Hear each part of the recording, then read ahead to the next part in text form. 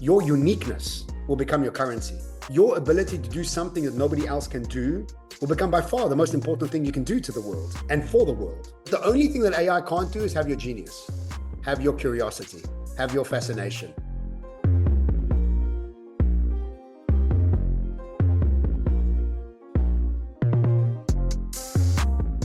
This is Humble Mind. We are a social learning community that shares a passion for connection, conversations, and learning about the future. And this is our podcast. Check out more about what we do at join.humblemind.co. We're also hosting our very first 5-day virtual event for entrepreneurs and business owners in January 2025. It's called the Conscious Mind Summit, and there's still time to join the waitlist. So check out and you can learn a bit more about what that is all about at consciousmindsummit.com. Someone once said that the future is a place with no facts. It's daunting, it's uncertain, but it's also thrilling and addictive to think about. But what's clear is that in order to meet this new version of the world and ourselves, we should rather see it as an invitation to level up and to step in. And today we're going to explore a couple new ways on how to do that. So with us, I'm very happy to say, is John Sanei, who is a globally recognized futurist. He is a frequenter of many stages around the world as a speaker. He's the author of 5 books. And yes, today we will be talking about AI, but more importantly, we're going to go beyond just the conversation of AI to uncover some of the hidden opportunities in the time around us. We can all agree it's a really exciting time, especially when we're starting to look at the future of relationships, how to build trust in organizations, how we can be rethinking leadership, and other areas that maybe quite so many people aren't paying attention to. So from moonshots to generational divides, I'm sure there's a lot for us to get into. So I don't want to spend any more time making an introduction. John, welcome from Dubai. Thank you so much. Wonderful to be with you.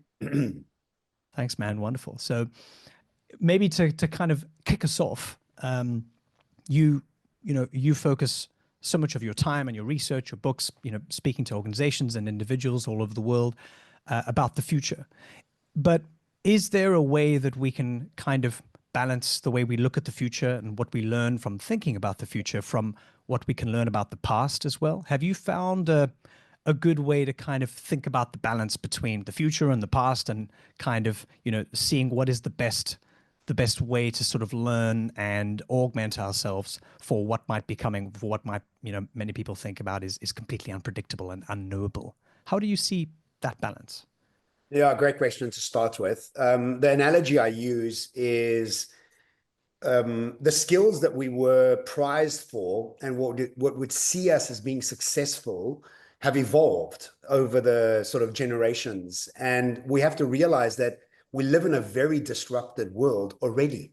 And we kind of forget as human beings, we have very short-term memories. And the example is, do you remember the first time you caught an Uber? And when the car arrived out of nowhere, you were expecting angels and harps to arrive with it. And you were so amazed that it was a safe, clean experience. And the 5th time you caught Uber and it wasn't connecting or the car couldn't find you, you were like, this piece of shit, it's not even working. What a terrible app. And we kind of like forget how quickly these technologies have really evolved and added value to our lives. But if we go back to the agricultural era, we realize that for 10,000 years, for 500 generations, we added value in 3 simple ways. We followed our forefathers. We were really needed to understand the seasons. So we needed to know when to reap, sow, and harvest. And then also we needed the physical strength to work the fields for 12, 16 days, depending on what season we're in. And so we realized that for 10,000 years, there was 3 simple ways for us to add value. And the priority was our physicality. And we were just needed to come and follow forefathers and be physical. That was all we had to do. But 250 years ago, when the steam engine arrived and physicality became replaced, we started to realize that we had to develop new skills. And if you had to go to farmers 250 years ago and tell them, look, you're going to become a podcaster, an accountant, a lawyer, a nutritionist, whatever, any career that seems normal to us today, the farmer would have thought you were smoking his socks because like you don't even know what you're talking about because all I did was physical. Now you had to develop a new skill called intelligence, algorithmic thinking, outcome-based thinking. And so this is what we've been doing for the last 200 years. But I want to remind you that we went from 1 horsepower or maybe even a third of a horsepower, which was a human, over the last 200 years, to the point now that we have a rocket that goes up into space with 64 million horsepower. So we've gone from a third of a horsepower to 64 million horsepower in 250 years. But as human beings, we're like, yeah, that's normal. You know, I don't push harder than a tractor. I don't need to. And as we now evolve into the age of AI, we realize that AI is doing exactly what the Industrial Revolution to our physicality, the AI is doing to our intelligence. And so currently, AI has a IQ of 155, which is Elon Musk's IQ. And an average human is an IQ of maybe 90 to 120, somewhere around there. And you can see that Elon Musk, with an IQ of maybe just 45 points on average than the normal human, is able to revolutionize industry after industry. And I think he's in the most exciting place right now, where he's going to revolutionize government blueprints, which is a brand new way maybe I government totally agree. can actually start to operate, which I think is super exciting, because we know governments are full of shit and nothing happens. It's an infighting game that's corporatized in so many ways. And he's not interested in that. So he's coming to fix that. Now, let's remember that AI is doubling on intelligence every 5.7 months, which means that soon we'll have an AI with 320, 620, 310, 620, 1240, and off we go. And as it starts to get past the 1,000 mark IQ points, we start to realize that we've never dealt with anything with IQ points at this level. And so again, there's a panic in the world, because we realize that the current skill that we have is being replaced. But we realized that a current skill that we used to have 200 years ago got replaced, and we're kind of okay with it. We evolved and actually became much better. So what I always remind people in the age of AI, it's going to alleviate us away from analytical, logical thinking that we think is the peak of human existence, which it really isn't at all in any way. We're not mechanical beings, we're dynamic beings. And the Industrial Revolution forced us to be mechanical, logical, analytical, and almost like robots. Whereas AI is going to free us of that. And all of a sudden, we're going to have so much time on our hands to start to think about deeper things and to really become the dynamic humans that we truly are, that wasn't really celebrated in the age of Industrial Revolution. So the analysis is exactly as you asked. Physicality is being replaced. Intelligence is being replaced. The skill of the future is much more about an emotional currency. It's much more about a consciousness. I call it the economies of consciousness. And where we are currently is seeing the diminishing of the economies of scale system. We are starting to see the emergence of the economies of learning system, which is really about the ability to learn and unlearn at speed. But the next level of consciousness, the next level of skill that's going to be celebrated is economies of consciousness. And we're going to start to move into the world where our heart and our ability to manage our emotions and engage with our emotions will become the currency that we move towards. Wow, you're speaking my language, and that's often the kind of stuff that we try and make space to dive a bit more deeply into Humble Mind on it, because yeah, absolutely, understanding ourselves and kind of unlocking who we are and what we can do at a consciousness sort of level is really the toolkit, I think, for being able to walk into, you know, complex organizations and kind of grab the reins of leadership in the way that it really needs to be, especially when we're looking at, you know, Gen Zs entering the workforce, a lot of millennials even kind of coming up to enter into leadership positions. I speak to quite a lot of, you know, people in talent and recruitment, and there's a big worry around that space. You know, they don't really know kind of how to handle that, you know, because, you know, in the same way that we've just discussed, you've got the past as a reference point, but oh, you know, what do the next few steps look like? It's kind of, you know, do we need to make it up? So that's really interesting. Can you say just a bit more about that consciousness piece, you know, because it's so important. And unfortunately, a lot of the time people can kind of couch it in the wrong language or the wrong understanding of the language and immediately put it into the gobbledygook, you know, corner, which is ridiculous, obviously. But I just want to, you know, have the opportunity to kind of, you know, allow you to kind of define it so that anyone can really understand really what that means and what it will unlock. I never use the term consciousness when I'm on stage, not once. And it's exactly for that reason, is that inside an organization, nobody wants to know about consciousness. Everybody wants to know about how to make more money. And that's okay, because money's great and it gives us a lot of freedoms around the world. What I call consciousness is lateral creativity, creative thinking. And what most CEOs around the world are looking for hires is creative thinking. They're looking for people with creative thinking. And a creative thinking is another way of saying regulated emotional system. An emotional regulated system is another way of saying connected to your heart. Connected to your heart is another way of saying that you're on purpose. And if you're on purpose, you're now conscious and you're now linked into your consciousness. So the terms I use is lateral creativity, more disruptive thinking, more unique skills that are going to be celebrated. And it's because there's a commoditization of existing intelligence. So the way I describe it is that millions and millions of people a year are qualified into accounting. Millions and millions of people are qualified into doctors, and millions of people are into lawyers, blah, blah, blah, all around the world, right? So now not only are you commoditized as a skill, but AI is now coming to replace your skill. Don't worry even about commoditized by other humans. Now technology is coming to take you out because technology is excellent at algorithmic thinking and pattern recognition and pattern repetition, which is exactly what we're very, very good at and have been trained to do.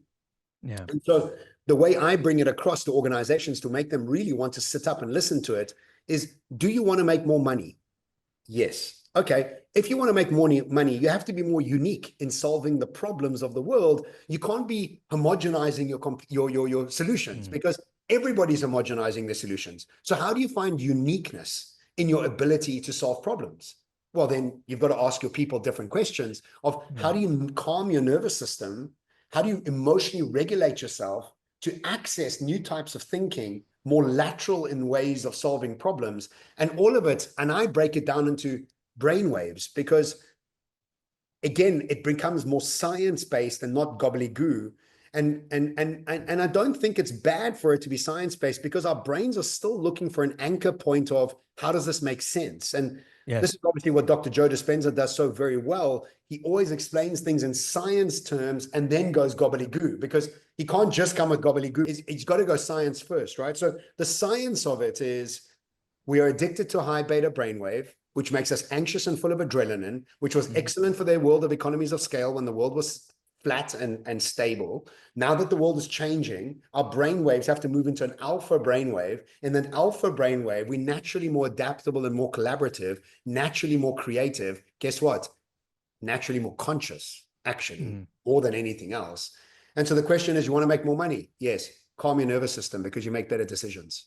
That's as simple as it is. Because when you're anxious and frustrated and tired and scared, you're making terrible decisions, which means that your brain state is not conscious.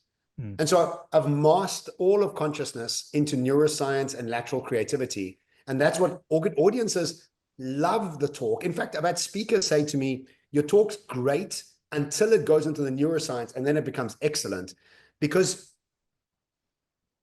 the audience is desperate for an answer, but they need to also hear it in a way that makes them feel comfortable and not too, and the way I mock it is, this is not a lentil eating, sandal wearing, Jesus bun kind of idea. This is neuroscience. So let's get serious with it, you know?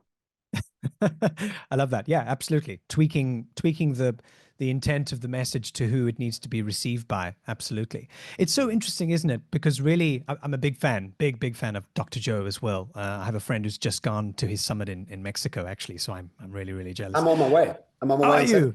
Oh, Yeah. you beast. Amazing. But yeah, I love everything he says, and you're so right. He does talk about the body and the brain and the role of the body as well. Isn't that interesting? The role of the body as an organism that not just doesn't just store emotions, but also is like a memory bank of the past as well. And so being able to, but also making decisions on your behalf without you even knowing it. yes, Your body yes, actually totally. becomes the decision-making process because it's trying to save energy. And so your body is actually telling you what mood to be in. And you don't realize that because it's so deeply entrenched in us that our body is addicted to anxiousness, frustration, and drama.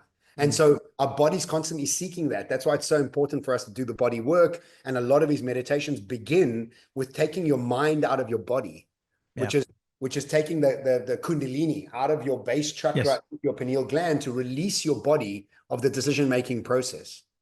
Yeah, absolutely. And also stop us from living in our heads, because we just live 99.9% of the time in our heads, making decisions almost as though the body is just a box for the head, and so as you said, with leaders, how we make decisions and how we're kind of in that fight or flight mode all the time, most of the time, unbeknownst to ourselves. We're not aware of all the other possibilities that we could be looking at because we're in that case a prisoner of these things, and we're not allowing the body to also speak. Another way of saying prisoner is another Dr. Joe quote. He says, people become addicted to lives they don't even like. And then they defend the lives they don't even like. And this is the crazy part is I had a lady in France, we're doing Q&A after a talk, and she was so angry that I told her that anxiousness is not necessary for the future. And she was defending her anxiousness. And I was internally smiling because I was like, this poor lady, her whole personality is based on anxiousness. And now I'm telling her it's not necessary. And she's so angry. Yeah. And I'm like, why would you want to take anxiousness with you? And the true answer is she doesn't know any other way. It's just the way she is. Well, this speaks to kind of what I wanted to say. And I'm really interested to kind of get deep into this with you, which is that, the more and more kind of professional development work that you get into, with leaders and with CEOs, when you kind of go deeper and deeper into allowing them to unlock this, about themselves, invariably you're going to start knocking on the door of trauma and, understanding their own fear. What's underneath these things, how the body then, has these things show up as well. So it's such an interesting area where the personal and professional intersect. In fact, they're two sides of the same coin. They have to be, right? Because when we can kind of get a better understanding, a body understanding of what is underneath those emotions and what's influencing my decisions right up to the surface level, that's how you can change them. And there's no sort of surface level cure. And so how do you, I mean, we've spoken a bit about it, about how you present the neuroscience first and then get into the deeper stuff, but how do you kind of approach these sorts of conversations when, let's say, a leader or maybe even an exco comes to you and say, John, we need to be able to make better decisions. What the cure might be to really do some of that deeper personal work. Is there a way that you can advise a lot of our communities made up of coaches and people who work directly with people as well, how you can advise perhaps some of these guys listening on how to position that type of conversation so that there's the receptiveness, but also there's the sort of the understanding of what that journey might entail and how to get them to doing the work. Look, I think the thing is if you've ever watched me talk, you'll know that I contextualize emotional awareness for 45 minutes of a 60-minute keynote. So it's almost, you can't come out talking about it straight away because they'll glaze over. You have to contextualize it for literally 80% of the conversation, because by the time you get to trauma healing, you have to have explained why emotions is your master key for the future in your decision-making process. So that's the first thing, is that EQ and AQ, adaptability and emotional quotient, become by far the most important skills for the future because the future is uncertain. IQ was excellent for a certain future. For an uncertain future, IQ is the worst thing. And so the way, firstly, you got to contextualize, and really it's about contextualization. But the way I describe it is that your future is determined by your memories. And your memories are, almost all of them are not real, because all of them are subjective stories you've decided to hold on to give you some level of identity. And in fact, when you're in a down place, or if you're hungry, or if you're in an irritable mood, that memory of that person who did something to you is 10 times dramatized, because that's what happens to us. And so what happens is we change our memories to fit into the narrative that we want to bring to the world. And so we keep dramatizing our memories, which makes and justifies our current bad mood or bad behavior. And we then blame something from our past. And so I explain that if all your memories are false, and if you're able to think about your memories in new ways, what you're actually doing is re-engaging your future based on repatterning your past. Now, this is the beginning of me trying to explain it. But what I've started to do now, and it's a little bit early to explain it to people like this, but we've also got to realize that time is not linear, it's dynamic. We're not living in a mechanical universe. We're living in a dynamic universe, which means that time is spiral. And this is really it's a bit of a mind bender, because if you change your present self, your past and your future change at the same time. You shift the memory of the past into the intentional future. And so what happens is we don't actually realize this, but if you're doing, like, look, this is my 13th Dr. Joe event that I'm going to. And Wow. I meditate 2 to 3 hours a day. And the only reason I do this is that I realize that my future is determined by my present state of frequency. And our present state of frequency, the higher it gets, the more healed my past becomes and the more brighter my future becomes. And so the first way, and there's 3 steps, I guess, to try and explain this. 1, contextualize the fact that emotional currency is by far the most important currency of the future. 2, if you want to talk about it in linear terms, which I think you need to initially, is talk about the fact that your future is determined by your past, and your past is some subjective story you hold on to. So you have to heal your past through family constellation, ayahuasca, magic mushrooms. Therapy doesn't work for shit, and I've tried, because you have to go subconscious to repattern. And then the second thing is, once you start to get to an elevated level of consciousness, you start to understand the time is spiral. And the process is, it's your memories start to change. You start to remember different things that you otherwise had forgotten, or you repattern the memory based on the level of consciousness you have. And let me give you a practical example. The person that you are who's going on holiday is a very different person that's coming back from holiday. The person who's coming back from holiday has got better memories than the person who's going on holiday. Why? Because when you're in a bad state and you're anxious and you're in a high beta brainwave, your past sucks, your future sucks, and your present sucks. When you're in a calm alpha state, your past is amazing, your future is amazing, and your present's blissful. And so you realize that your present state determines both your past and your future. So, I mean, it's a multi-pronged approach to want to think about it and trying to bring the message across to the level of understanding that your audience has, because otherwise you might lose them. It's a beautiful, beautiful answer, and a fantastic framework for life. It also, just as you're speaking, just reminds me of this thing that's certainly come up a lot in my life over the last 2 or 3 years. So many different beautiful changes. A lot of them are also influenced by plant medicine experiences, which I'd love to talk to you about maybe on another episode. But this feeling that really at every single moment, at any time, we have a choice. There's always a choice to make. These things aren't done to me. I didn't have, a situation where I was put in a position where I didn't, even if I didn't have a choice about what to do, I could always control how I saw it, how I decided to remember it.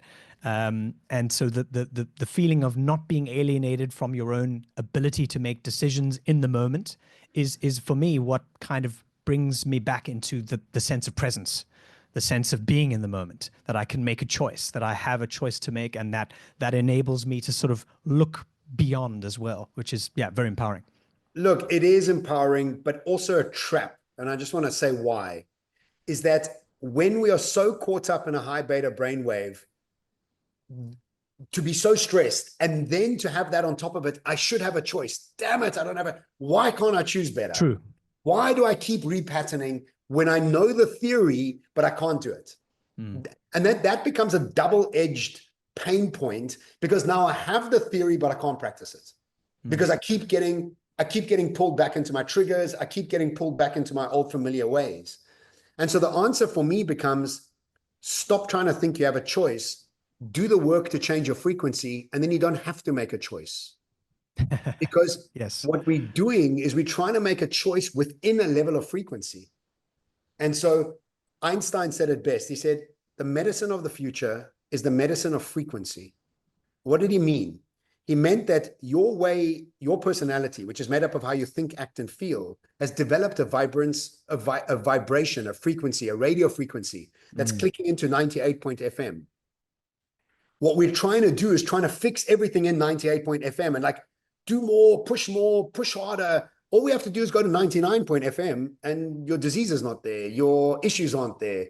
And so the actual way of having to deal with things, I think, have to be evolved past the theory and intelligence of it and the beingness of it through a frequency change. And so I've learned this through my own processes. Stop trying to sort your problems out. Just fix your frequency and your problems will change and will evolve and will like elevate in many ways. And again, the reason I keep going back to Dr. Joe events is that for 10 days, I am supercharging my frequency. which means that when I come back from that event, my life dramatically changes. I just don't know how. I don't know which relationships I'm going to fix and heal naturally, which relationships are going to disappear, what's going to shift. But I know I've come back with an elevated frequency. That's why I keep telling people there is no better way to spend $5,000 ever in your history of your life than to go and sit there and meditate for 10 days. Because what you do is you come back an evolved human being. It's only $5,000. Wow. That's a deal. Exactly. Wow. It's a deal, bro. Like, I mean, think about it. It is the cheapest thing you could ever do to evolve. Look, last June, I was in Mexico with Dr. Joe again, and I had friends in Ibiza, and I was watching their stories, going out, getting high, getting drunk, eating. I was meditating, and I was looking at that, and they must probably spend triple me. I came back elevated. They came back with bubbleus. Yeah. A bargain. Why would you go and get bubbleus? Why would you pay $10,000 for bubbleus? Yeah, no, absolutely. I want to come back for a moment to AI, and not just AI. I'm not sure if it's. I suspect maybe it's similar to you, but I always find that even though the constant sort of exponential developments in the field and the technology of AI are fascinating, I'm always attracted to the response that people have to it, you know, and what's going on and the sort of the social effect that it has.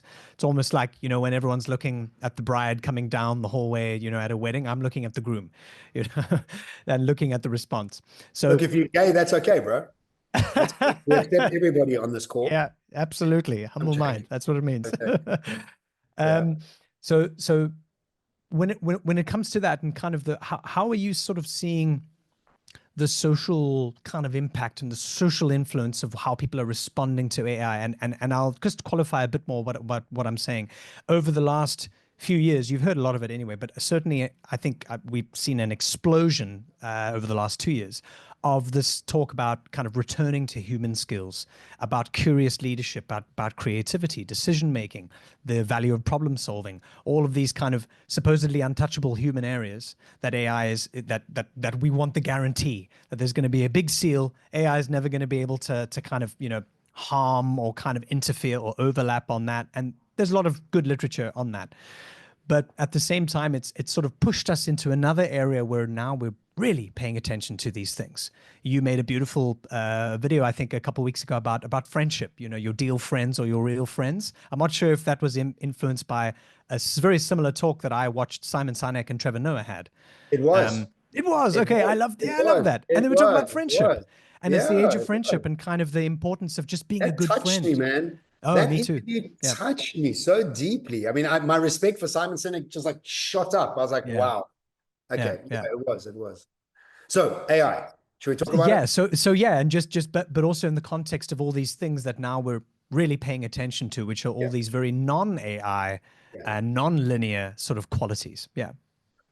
There's a quote that says, complexity is the enemy of execution. And when information is not simple or understandable, what we do is we do three things. We delete it, distort it, generalize it. And so what the world is doing at large, and it's not just AI, it's any information that you don't want to be engaging with, you delete it, distort it, and generalize it.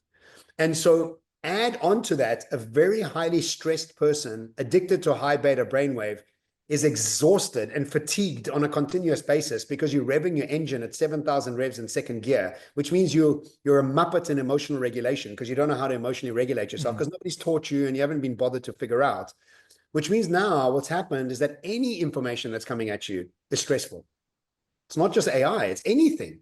It's anybody that doesn't look like you, think like you, act like you, and smell like you, I don't want to be around. And this is what's happening in the world, is this sort of this splitting of the prism, splitting of timelines in the world is exactly because we are so highly stressed that we don't want to engage with anybody that doesn't look, smell, and look like us, right? So that's the first thing we have to realize, is not just AI. The second thing we have to realize is that AI itself is like electricity, is you don't need to understand electricity. In fact, I don't even know how electricity works, but I know how a toaster works. And I don't know how the internet works, but I know how Facebook works. I have zero. Can anybody explain to me how the bloody internet works? Like, what is it? Where is it? Who created it? And how does this work? I don't understand. And so we also have to unplug ourselves from the understanding of the technology of AI. Forget about the technology of AI. Understand how you engage with strategic making decisions when it comes to AI. In other words, if you were in an organization and you were at the turn of the 19th century, how are you engaging with electricity? If you were in 2000, how are you engaging with internet? And now we have AI, how are you engaging with AI? And so my work all just goes around two things: simplification of the strategic making decisions when it comes to AI, and the relaxing of the nervous system so that we can be in a state of observer and engaging so that we can make calmer decisions towards it. So that's how I approach it, is the simplification of AI and the calming of the nervous system. And when you can do those two things, then it's a wonderful tool to want to engage with. In fact, anything is a wonderful tool to want to engage with when you're coming at it at that level. But somehow we haven't got that right. Somehow we caught up in the idea that AGI, it's on its way. I mean, who cares if AGI is on its way? It doesn't really matter right now, because it's most probably on its way. We don't know, 2025, 2027, and everybody's panicking about that. It's like, stop, just engage with it. Don't worry about the panic, but we also like drama, right? Because a high beta brainwave loves drama.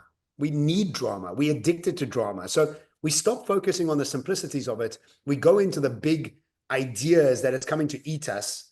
And we did that to Muslims. We did it to Russians. We did it to Chinese. It depends what channel you listen to. And we keep doing this to different things. AI is now the new enemy.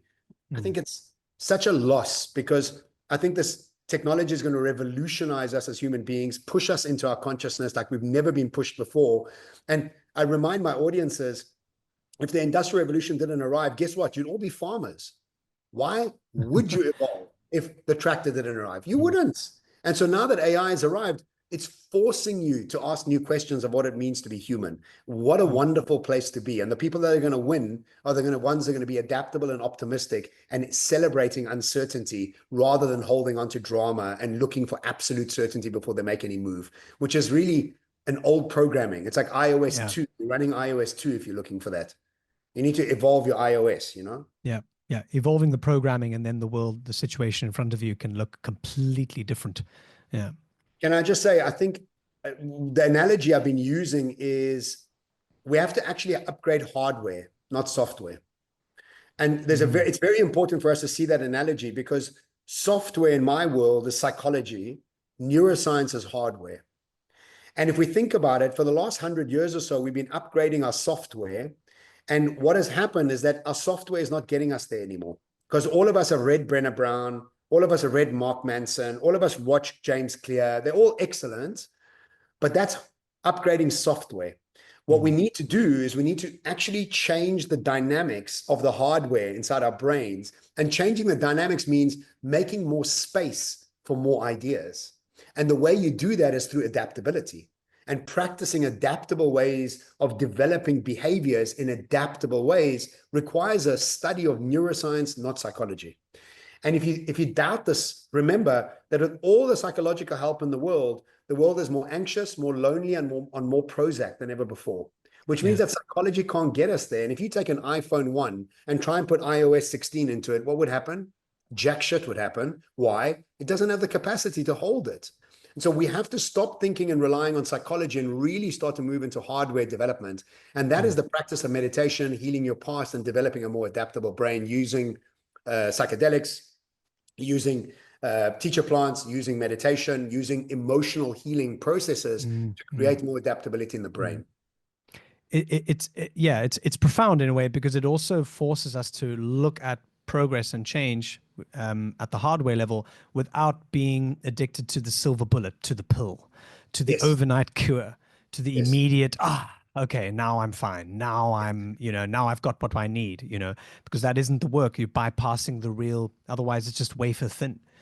I'm curious just specifically on this, especially when we're looking at, the hardware, the software, and the psychology versus the neuroscience on Brian Johnson. I'm sure you've been following some of his stuff, the guy who's trying to make sure he can live forever, or at least extend his life for a good few more years. Yeah. What do you think about his quest to sort of reverse aging? Is it fascinating? Is it futile? Like, yeah, I mean, I've got an opinion on it, but I'm really curious about just in the context of what we were talking about now. What do you think? I think it's at the peak of 3D reality. I don't think he's tapping Yeah. into 5D reality. And so when you look at the Peter Diamandises and the Tony Robbins and this guy, what's his name again? Brian Johnson. Brian Johnson. Yes, yeah. Yeah. Brian Johnson. Excellent, peaking 3D reality, which means that they're not taking into account vibration and frequency. They're taking into account doing the best you can in this frequency. Yeah. And when you start to think about things in 5D, in more dynamic timing rather than mechanical timing. So what they're saying is in mechanical timing, I want to increase my age. And this is Ray Kurzweil as well. And these are excellent thinkers, but they're not conscious thinkers. They're highly intelligent thinkers, vast difference, different programming. And when you start to think about things in quantum, which is again Einstein's quote, the medicine of the future is the medicine of frequency, they don't take on board that idea of frequency because they're not thinking of things in terms of frequency. They're thinking in terms of linear, pushing harder, doing better within this frequency. Now, what I always think is the best way to think about aging is the way you experience time. Time is malleable. Time is not real. And time really started to blur for all of us in COVID. Do you remember in COVID, we didn't know what day it was. We used to call every day Blur's Day. Blur's Day, welcome to Blur's Day, it's Blur's Day, Blur's Day. What that started to do was really show us how time is malleable. Now, if you think about something like you love doing and you lose yourself in doing that, your aging also is determined by how you experience that time. So if you do something for 3 hours and only feels like 10 minutes, you're only aging 10 minutes. You're not aging 3 hours. Because So true. it's a different way of thinking about time. Whereas Brian Johnson is not thinking about it in that way. Neither is Peter Diamandis. And I'm big fans of them. I don't think they're bad. I just think they're limiting themselves by only talking about things in IQ and 3D levels because they're not conscious. They haven't done the consciousness work. And so for me, your experience of time is really what determines your aging process. And I'm 50 now. I think I'm de-aging. Honestly, I think I'm de-aging because of the work I'm doing on a conscious level. And in fact, actually, this is not even a theory. What's happened with Dr. Joe's work is they have now been published in Nature magazine, right? So, if you published in Nature magazine as a scientist, it's an Academy Award winning kind of thing for you. And what they have is the San Diego Science Department now that is doing the largest study of microbiome and blood and cell. And they got like 8 different markers. And what they do is they take people's markers before a 7-day meditation retreat, track it throughout, and then tell you the results at the end. The last event I was at in Dallas in July, they had the latest results and they were showing them on the screen. And they were showing that on average, this is a mind-bending stat, on average, a 7-day meditation retreat was de-aging you 8 years. 8 years. And so what they were showing were the cellular structures of people in blue zones. And they were saying, look, and they were overlying the blue zone cellular structure to somebody that had just come from LA, highly stressed, done a meditation retreat for 7 days and de-aged 8 years.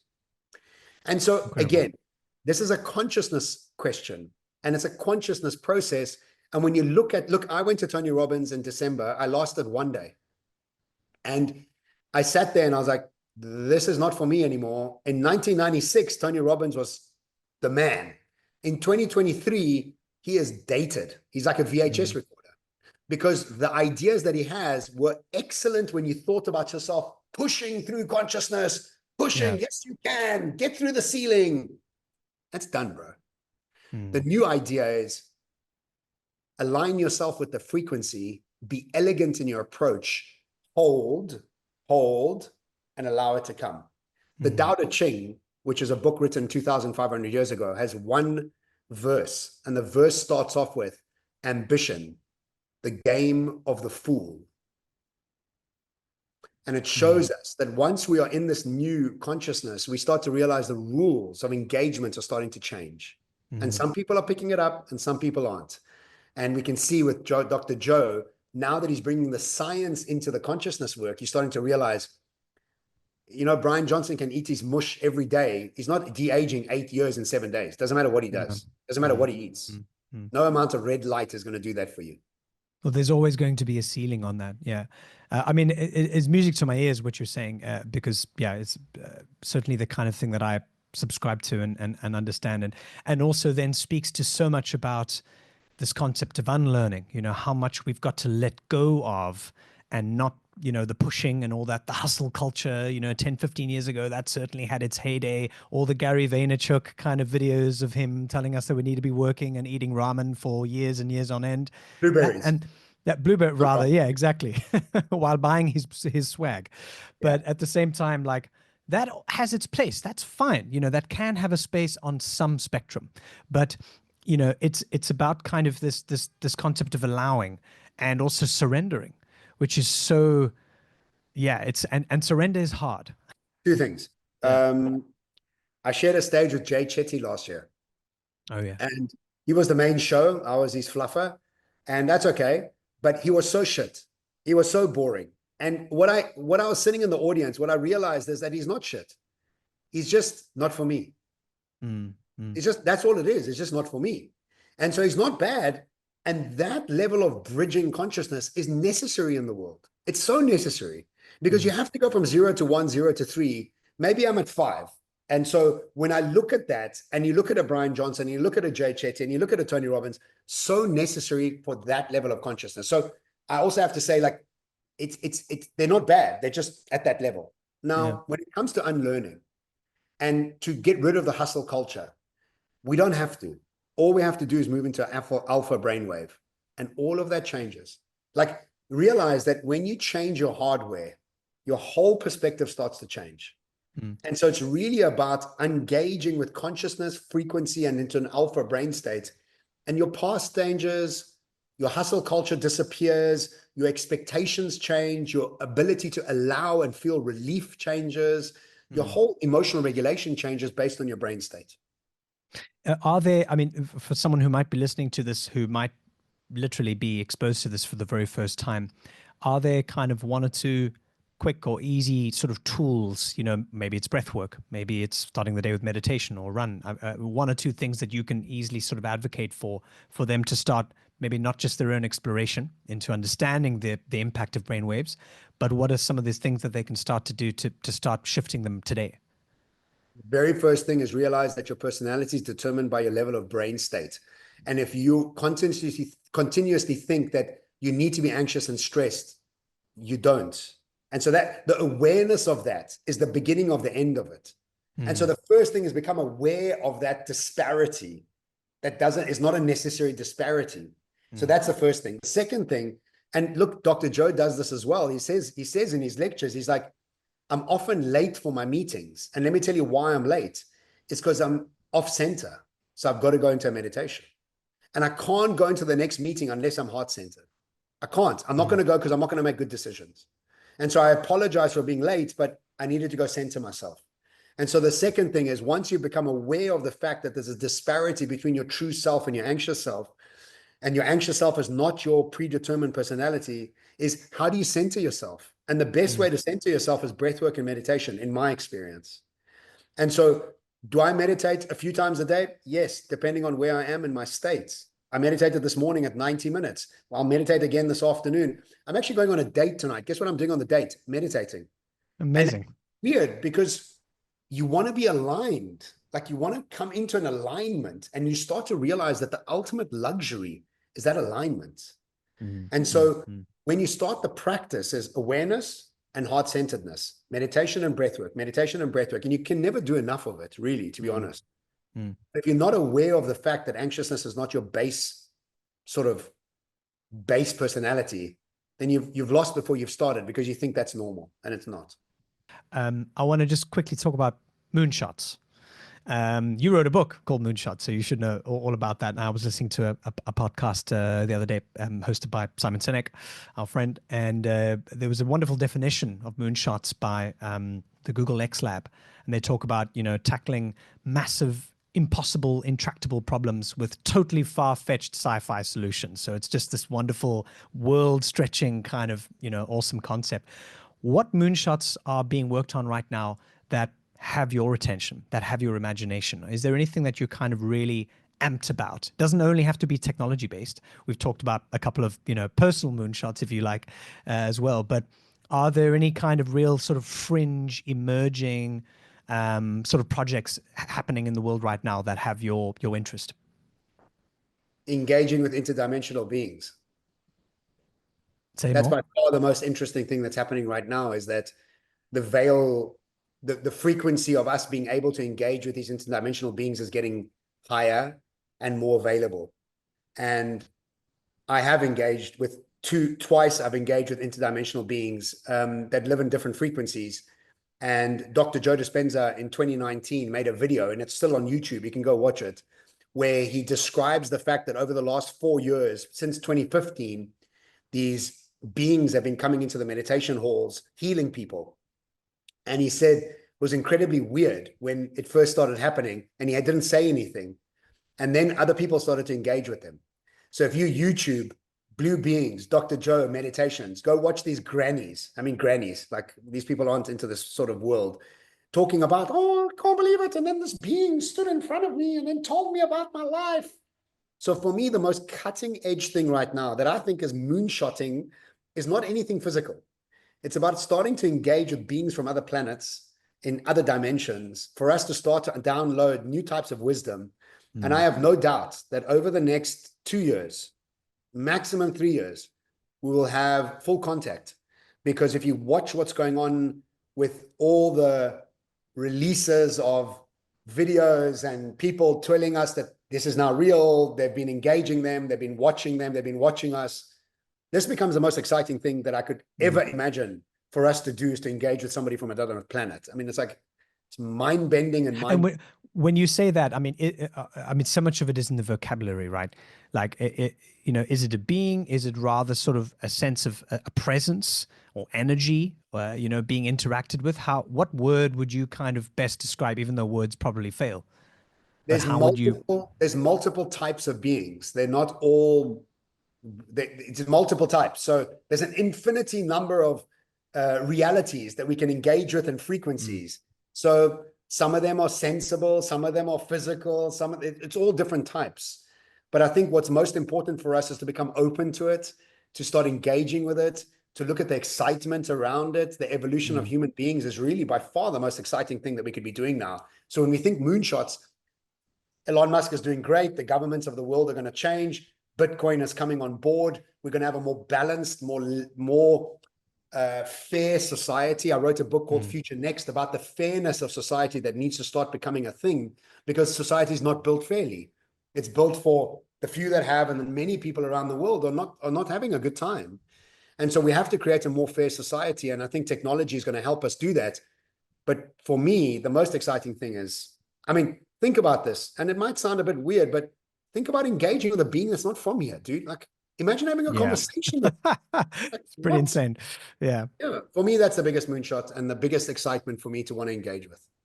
What I love about that is that it forces you with, like with a crowbar, to just have to keep an open mind, because there's the skeptic inside us all, which is immediately going, but at the same time, and I've also had a couple of experiences the last few years where I've chosen to walk into a situation with an open mind, and the end experience ends up being very different rather than if I wrote it off immediately. So I haven't experienced that myself yet, but I'm really open. And I'll definitely, we'll catch up about it on our next podcast. I'll give you an update. The truth is if you open, you'll have more fun. The more closed you are, you're just stuck in thinking that all you know is all you know. And nothing else must come outside of that. And I often remind people that your reality is governed by your 5 senses. And remember that your eyes can see 0.004% of the potential light in the universe. Like, okay, so in your 0.004%, that's the only reality. Anything outside of that is must be for cuckoo people.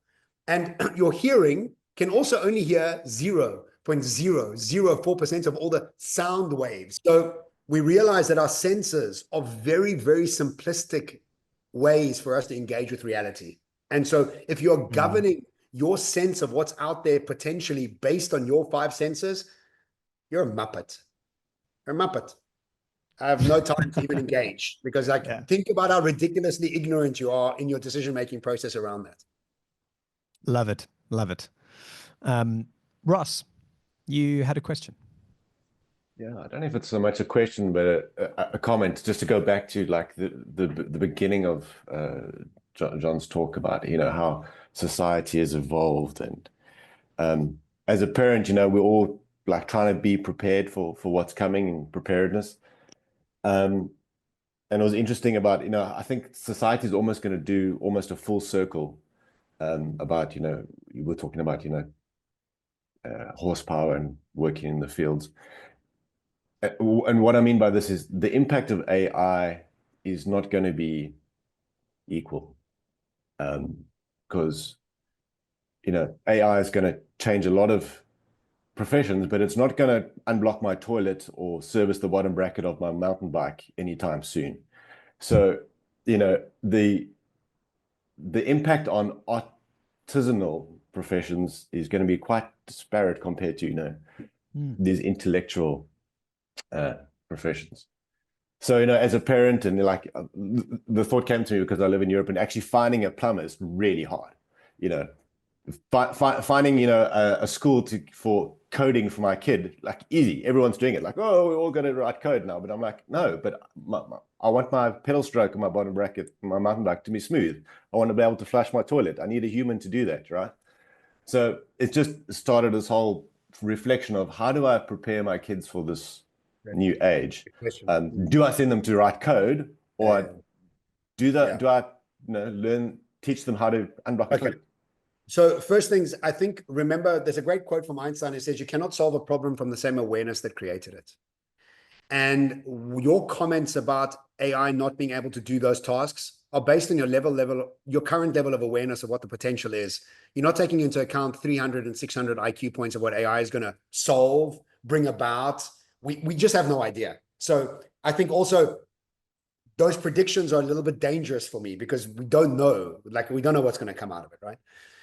What I always suggest, and this question comes up very often, is your uniqueness, your brilliance, your curiosity, your fascination, and your genius will be your currency of the future. Why? Because homogenization of industries around us is happening. Homogenization of capitalism is happening all around us. Your uniqueness will become your currency. And so your ability to do something that nobody else can do will become by far the most important thing you can do to the world and for the world. And so the number one thing you have to do for your kids is get them to find their genius as quickly as possible. And the way you get them to find their genius as quickly as possible is by exposing them to as many different types of ideas, businesses, startups, people, careers as possible. And then defrag. So you take your kids to a hospital, then you take them to an engineering business, then you take them to a shipyard, then you take them to mountain biking, and you defrag and you say, okay, what did you like? What didn't you like? What did you like? What didn't you like? What did you like? What didn't you like? And slowly what starts to happen is they start to mold and figure out all the golden threads of the things they like and don't like. And the things that they like, guess what? Will be super unique to them. Super unique. Nobody else will have that. The second thing is, how do you get them to distribute that? How do you get them to teach it, present it, create products out of it, tell stories about it? Because the combination of genius and distribution will allow your kids to live a life beyond their dreams, because they will never have to work. They'll never have to study. All they'll be doing is following their curiosity and fascination, which will in turn be studying, but only on the things that makes them come alive. And so the way I look at it is, my career has become really successful because of one thing. I'm just super fascinated about what I do. And so I failed school. I didn't go to university. I was a useless corporate. I was a corporate for 3 months. And so what I've just realized is that my fascination can now be packaged and story told. And now I've got a brilliant career that I can move around the world. And so genius and distribution for me are the answers of the future. Not getting ready for a job, not getting ready for some craft or coding, schmoding. Who cares? Like when AI is at 600 IQ, we have no idea what it's going to do and how it's going to do and what problems it's going to solve. No idea at all. In fact, they were saying that AI will eventually predetermine diseases in the future that we could possibly get with all the solutions immediately. Like what are you going to do? Like, you can't even compete against that, right? But the only thing that AI can't do is have your genius, have your curiosity, have your fascination. And if your kids can do that, then they're never going to be working. They're just going to be living their alignment throughout their lives. And that golden combination of all those things as well, which is All sort of it is. more than the sum of all those individual parts. Yeah. Fabulous answer. Okay, John, wow, that was fabulous. That was an amazing whistle stop through all the important things and all the really important questions that I think we should be paying attention to. I really appreciate your time. I hope that we can do this again and in person this time. Looking forward to it. Nice to see everybody. Wonderful. Love your brain. Thank you. And thanks for coming on with The Humble Mind. And we'll see you again soon. I look forward to it. Ciao, everybody. Thanks for listening to this episode of Humble Mind. I hope you enjoyed it. If you're curious to take a look at our community, if you're not a member, you're missing out. Make sure you head to humblemind.co to check out more and to see what we're up to. I look forward to seeing you there. Until next time.